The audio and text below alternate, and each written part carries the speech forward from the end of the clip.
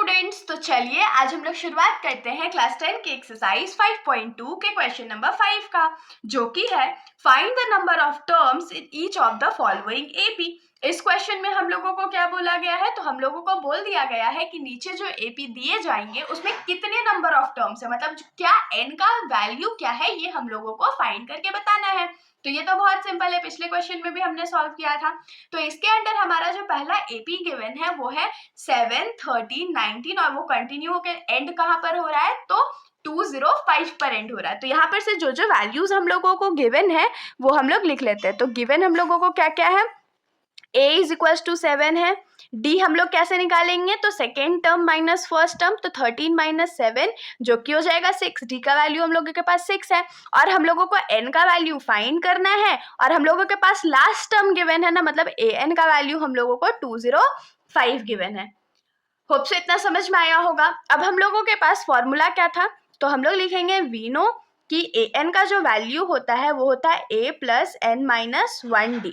तो an का value क्या है 205 इज इक्वल्स टू a का वैल्यू क्या है, तो 7 प्लस n का वैल्यू हम लोगों को पता नहीं है तो n माइनस 1 और d का वैल्यू 6 हो जाएगा। तो ये 205 is equals to 7 plus n minus 1 into 6। आप लोग चाहो तो इस 6 को n से भी मल्टीप्लाई करो, 1 से भी मल्टीप्लाई करो, लेकिन उतना कॉम्प्लेक्स सॉल्यूशन कौन करेगा। हम लोग सिंपल एकदम सिंपल मेथड में इसको सॉल्व करते चलेंगे।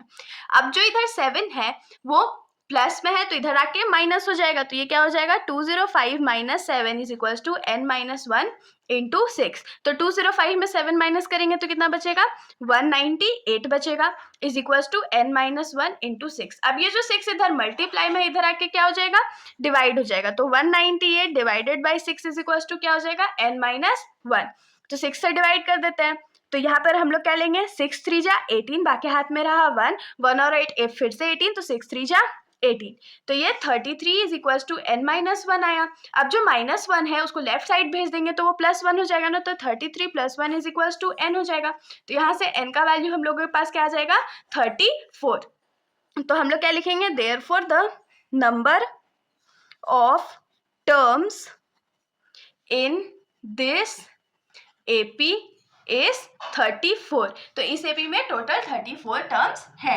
अब हम लोग आ जाते हैं इसी क्वेश्चन के सेकेंड पार्ट पर। तो इस क्वेश्चन का जो सेकेंड एपी हम लोगों को गिवन है उसमें टर्म्स हमारे क्या क्या है, तो 18 है, 15 1/2 है, फिर 13 है और ऐसे करके वो -47 तक जा रहा है।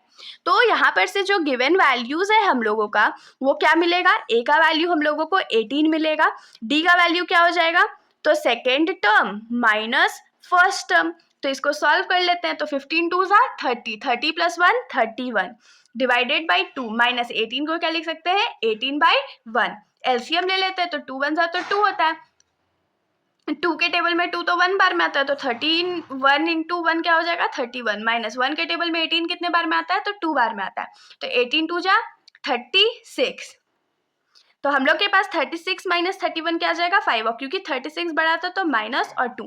डी का वैल्यू आ गया, ए का वैल्यू है, डी का वैल्यू है और हम लोगों को ये लास्ट टर्म पता है ना, मतलब एन का वैल्यू है, ए एन इज इक्वल्स टू -47 और नंबर ऑफ टर्म्स फाइंड करना था, मतलब एन का वैल्यू जो है वो हम लोगों को फाइंड करना था। हम लोग फॉर्मूला में पुट कर लेते हैं, तो हम लोग लिखेंगे वी नो, फॉर्मूला क्या था, तो A N is equals to A plus N minus 1d। तो ए एन का वैल्यू क्या है -47 इज इक्वल्स टू ए का वैल्यू 18 प्लस एन तो हम लोगों को पता नहीं है और डी का वैल्यू क्या है -5/2।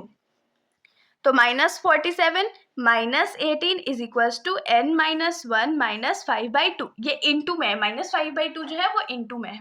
माइनस माइनस क्या होता है प्लस होता है, लेकिन साइन तो माइनस का रहेगा, तो माइनस और 47 में 18 हम लोग ऐड कर देते हैं, तो ये क्या हो जाएगा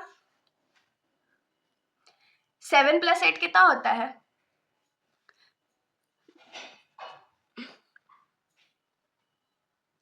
तो ये हो 7 + 8 हमारा हो जाएगा 15, बाकी हाथ में रहा 1, 4 + 1 5 1 6। तो ये क्या हो जाएगा -65 is equals to n minus 1 into -5/2। अब देखिए ये जो 2 है इस साइड डिवाइड में तो इधर आके मल्टीप्लाई हो जाएगा और ये जो -5 है वो मल्टीप्लाई में तो इधर आके डिवाइड हो जाएगा, तो -65 into 2 divided by -5 is equals to n minus 1 हो जाएगा। तो ये माइनस और ये माइनस कट गया और ये 5 के टेबल में 5 1 जा 5 और 5 3 जा 15 टाइम्स में और 13 2 जा क्या हो जाएगा, तो 26 is equals to n minus 1 हो गया। अब n इधर -1 जो है वो माइनस में है तो इधर आके प्लस हो जाएगा, तो 26 + 1 इज इक्वल्स टू n। तो n का वैल्यू हमारे पास क्या हो जाएगा, 27। तो इस एपी में कितने नंबर ऑफ टर्म्स है, तो 27। तो therefore the number of terms in this AP is 27।